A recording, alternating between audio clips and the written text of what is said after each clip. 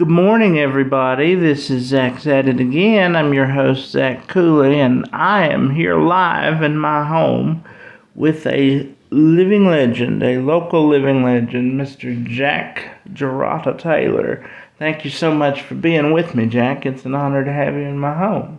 It's my honor, too. I appreciate it. Well, I'm honored to be able to be here and speak with you today on your tremendous art, which you have so lovingly spent your life working on. Now, I did a story on your work back in the fall when you were featured at the Arts Depot in Abingdon. And I want to talk about some of the paintings that were featured. Now, as I said before, I tried to, for the review, to give a light interpretation of your art. And as you'll find out very quickly, I'm not a very apt interpreter of such talented art as you have. So what I'm going to do is I'm going to mention a painting and I'm going to say how I interpret it, and you tell me how close I was, and you can elaborate on it. Your most famous painting, probably, or most renowned painting, I would say, is Starry Night Blues. And it is a salute to the jazz elements of New Orleans. Would you like to elaborate some on Starry Night Blues? Or would you say that is your most famous painting? So far, it's done really well. It's Rainy Night Blues is an actual title. Rainy Night Blues, okay. People does call it Starry Night. Yeah. Because it kind of competes with what people knows of the Starry Nights. It comes across very similar with emotion and mood and everything. Which Starry Night is that Vincent Van Gogh. So I mean, when did you first paint Rainy Night Blues? I can't really remember. It was back in probably the 70s when I did actual sets, and then I went to New Orleans, and it was during that period of time I did a lot of music-inspired paintings. Musical-inspired paintings, yes, because you were like me, and we have a great fondness for music. You worked, I believe, as a music promoter for years. Is that right? Yeah, I tried to, and I had a lot of friends. I just happened to bump into a lot of musicians that was friends. My mom was a musician to begin with, and that's what inspired me to go that route. Sure, and your mother was friends with the legendary Mother Maybelle Carter. Maybelle Carter. She was a backup. She's not a singer. Right. But she was playing a banjo, guitar, and mandolin. And she was a backup musician for them back in the 30s or 40s or whatever time range. I don't pay much attention to time. Just what happens.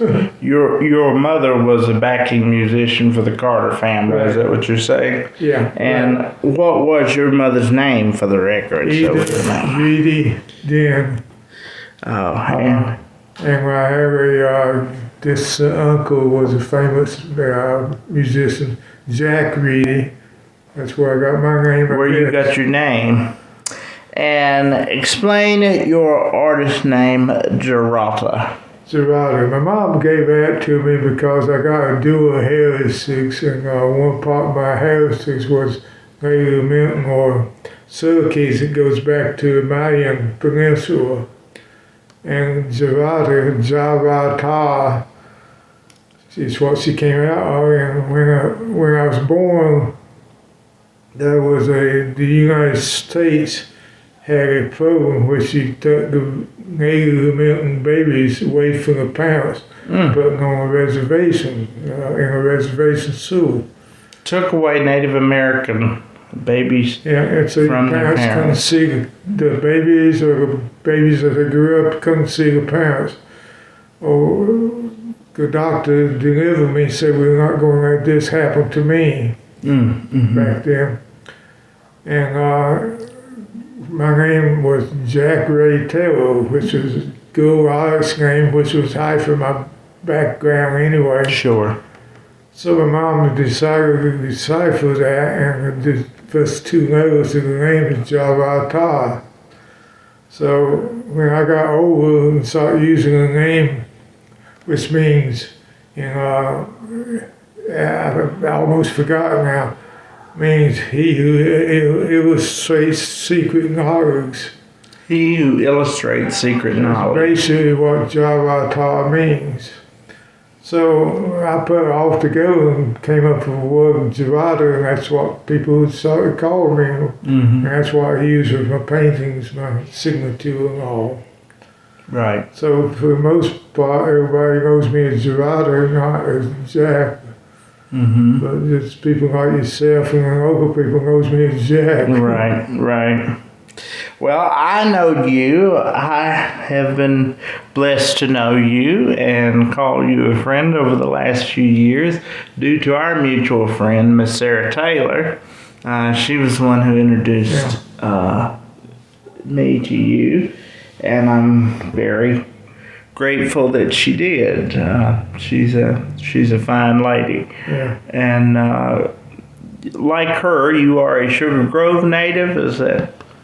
Were you born in Sugar Yeah, Grove? well, I actually was born on a mountaintop. That sounds like David Crockett. Oh, like this. My mom and dad ran a Crestwell restaurant. It was a saloon mainly on the top of a great, going towards Troutdale from Sugar Grove. It was on the border of Smith County and Grayson Grayson County. County. And that's where I was born many, many years ago. Well, let's talk about a few of the paintings here. Blue Moon. What do you want to tell us about Blue Moon?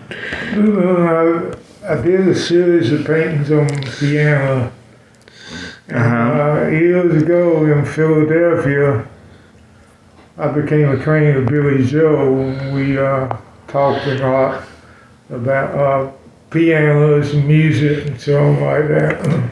He ended up, excuse me, when I was working on a pianist, painting pianos and everything, he said, you'll be a piano man someday if you keep it up. Yeah. But I took a different route from playing it to painting it. So the Blue Moon was my nice interpretation of a piano player in a spotlight, and it was a blue spotlight, reminded me of Blue Moon, and a piece in the calm and the music that comes from it. And people started identifying with it and liked it, so that became very popular. The original is going to be in New Mexico. Maybe in New Mexico has will be by Christmas. It's kind of a surprise to her, but Yeah. she's already paid for it, so she don't know when she's getting it. But I'm getting ready to mail it now. Oh, so your friend in New Mexico. Yeah. Is it Betty? Is that her name? Yeah. Wonderful. So she's a recipient of the Blue Moon original. How exciting is that for her? And that Blue Moon actually comes from the piano man himself, Billy Joel. Yeah, he's one of the first started. And I ended up in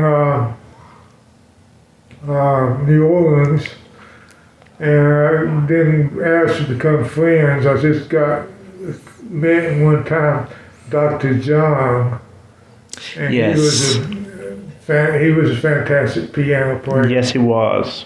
And so that's kind of between both of them. I just kept building up my piano repertoire of paintings.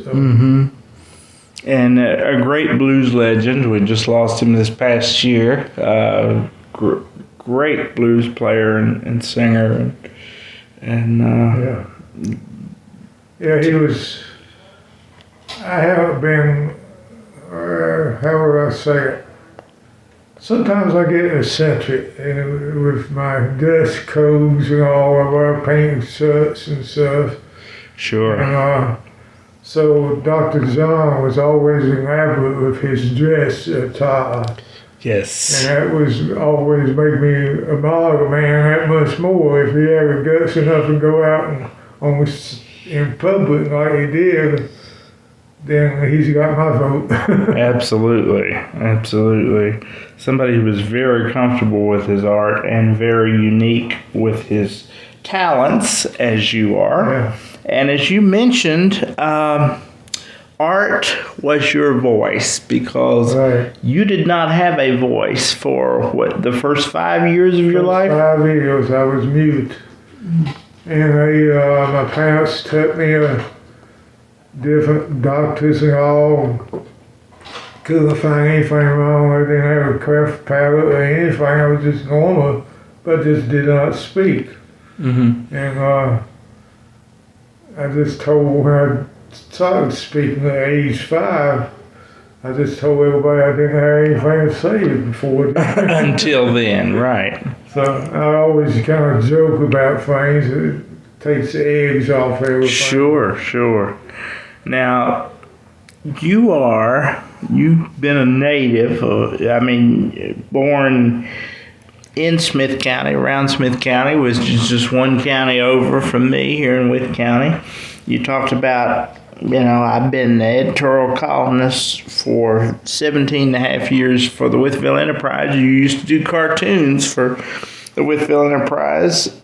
You got $5, I get 12. So neither one of us are going to get rich on that. But, you've been here in this area all your life. And I think so many people have no idea that there is a legendary artist right in our backyard. Because you've been all over the world exhibiting your paintings. You want to talk about some of your travels that you...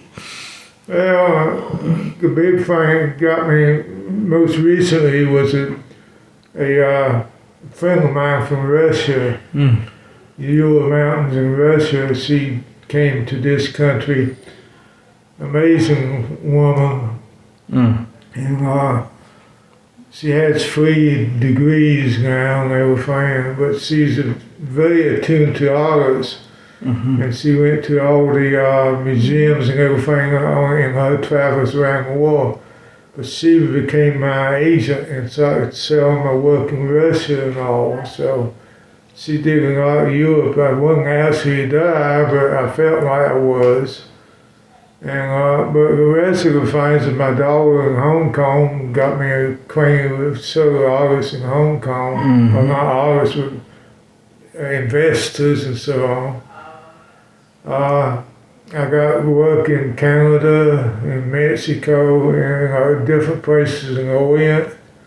So I'm very happy to know that my work has been accepted on a worldwide basis rather than just a local basis. Absolutely. And you have been, you said you had a daughter in Hong Kong, so you've spent a lot of time in the Oriental countries? Not a lot of time. We met in this country. Her mom and I met in this country in Roanoke, as a matter of fact. And in Roanoke, is that what you said? Yeah, Roanoke, Virginia. Roanoke, Virginia. Wow. And how did that come about? I had a friend, I thought he was old at the time. Sorry was his name, a Chinese guy. And he had a restaurant in Roanoke, and I used to patronize it. And he would bring waiters and waitresses in, and people who wanted to get in this country.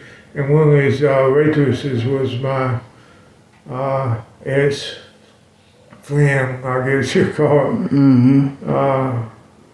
Anyway, Terry's mom disappeared, and I didn't even know I had a daughter for a long time. And then we had all the tests made. I had all the tests made and everything. It proved that she was. Mm-hmm. So, but she's an artist in Hong Kong and she paints surreal also. Oh, surreal art, same as you do. Just very, some of the work is very similar to mine, but yet we've been so far away.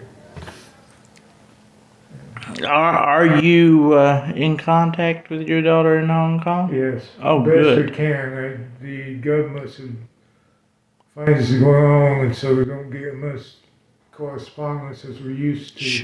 Sure. Well, it's great that you are in contact with her at all, and I pray that the communication gaps will get better for you. Yeah. Some paintings that we still want to talk about here. What I had said about Blue Moon is one of his most popular paintings of recent years, depicting its title serving as a spotlight for a piano player reminiscent of Dr. John. Yeah. I got it right. How about that? Yeah. Um, I got to know Billy Joe in the beginning. Dr. John was a nice professional piano player I knew. Well, what do you know? I got it right because that was my guess. I didn't have any help in that.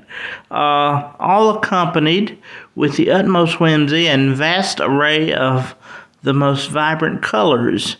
Rising Moon is another famous one with multicolored vibrant stars surrounding a gloriously large and celestially bright moon amidst a forest of green trees. Does that sound fair? And it's actually my home in Sewell Grove when I was growing up. It is your home, okay. The view from my home, I should say. Okay, well, that is absolutely wonderful. I'm sure Sugar Grove in a lot of places would love to look as good as you depicted it there. And then we have Red Moon that features its title focus with a handprint in the middle, a depiction of a young male licking his fingers and holding a large wedge of cheese at the forefront as though he's taking a bite out of the moon. It comes from another music, which was Big Moon Rising. The Creedence Clearwater Revival. I kind of patterned it after my love of that particular movie. I'm a very big fan of them anyway. So Excellent. that's how that came about. Excellent. And then you have a painting. It's an ongoing project called Picasso's Mandolin. Oh, yeah. I got two going on now. One of them is Dali's guitar and Picasso's mandolin. It's my interpretations of how they would have built a musical instrument. And I got drawings of both of them, and I'm trying to build a reality of my physical item. So I'm very excited about that. And a painting that I have seen that whenever I go to Galax, I brag about the fact that I know the guy who painted the fiddle that welcomes people to Galax on the New River Trail there. That was a blessing to me in one way, but I was without heat in my studio during the one winter when I worked on it, and I painted it, and my hands were really cold. And it's 36 degrees in my studio, and I still got it done and did what I did. So I've been complimented on that from everyone. Everybody likes that. And you worked for Prismacolor. Yeah, I have a contract with them for 2 years. And did you say you applied for a job as a Disney animator? Yeah, and I was getting it except one thing. My heritage says I'm a non-high crown of the Syracuse. That means you ain't supposed to cut your hair. Oh. So I had long hair, and they said I had to cut my hair and shave and everything. I had a beard also, a goatee. Oh, And I so wouldn't do that, so they wouldn't hire me. Disney wanted you to cut your hair. Yeah, but that was a policy for a policy. because I thought it was a hard policy. Yeah, I would think so too. Walt Disney seemed to be supposed to be embracing of all people. Was this when you say as an artist you don't have a great concept of time? You just know that things happen. Either things happen or they didn't happen. But was this at a point, because Walt Disney died in 1966, was he still alive at this point? It was 1962, I believe. Wow, 1962. So he was alive, and it was his policy. That was his policy. I mean, Wow. it wasn't against me directly, other than what my appearance. And I thought that's so unusual for a company to, that was a creative company to have a policy and all of that. But a policy that is supposed to, as I said, Walt Disney was supposed to be so embracing of all people. But 1962, that was at the height of those wonderful animated films that are still my favorite today. 101 Dalmatians and those. Yeah, I went to, I had joined another company, RCA and GE, and they both had the Space Mountain they was building Epcot. Right. So I got to be one of the lucky ones to go down and test the roller coaster in Space Mountain.